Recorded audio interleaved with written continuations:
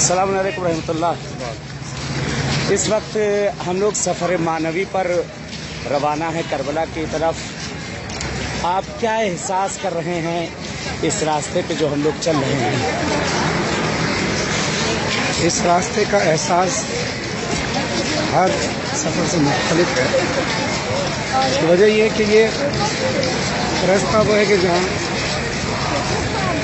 آل نبی قید ہو کر ان راستے سے گزرے، لیکن ان کا سفر اور ہمارے سفر میں زمین آسمان کا فرق کیسے ہے کہ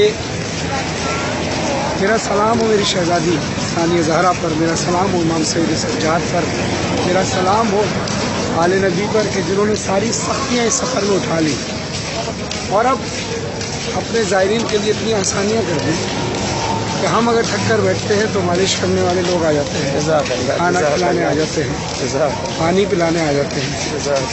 تو اس سفر پہ اگر ہم یاد کریں تو سید سجاد مولا جب تھک کر بیٹھتے تھے، بی بی زینب تھک کر بیٹھتی تھی، کوئی خدمت کے لیے نہیں آتا تھا، کیونکہ کوڑے مار کر اٹھا دیا جاتا تھا۔ یہ سفر عشق ہے اور یہ ہر مکتب فکر کے لوگ، چاہے شیعہ ہو، سنی ہو، مسلمان ہو، ہندو ہو، سکھ ہو، کرسچن ہو، مجھے مختلف مذاہب کے مختلف اقوام کے لوگ یہاں پر نظر آتے ہیں جو اپنی عقیدت کا اظہار مولا حسین سے کرنے کے لیے جاتے ہیں۔ جزاک اللہ۔ اور اس کا اجر مولا نے بہت دیا ہے۔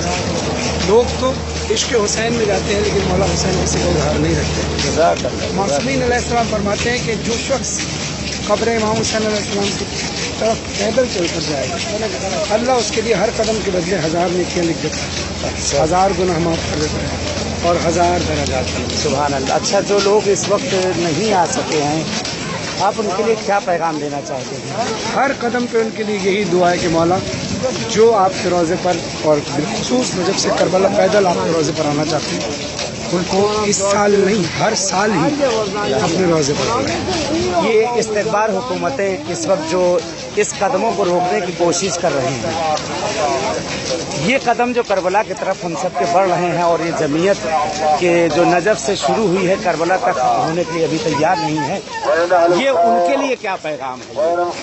دیکھیے، یزیدیت کے موقع تو بہت بڑا تماشا ہے، بہت بڑا تماشا ہے کہ بلکہ میں کہوں گا کہ یہاں بی بی زینب پہ انتقام نظر آتا ہے۔ جزاک اللہ۔ لوگوں نے چاہا تھا کہ حسین کو بھول جائیں گے،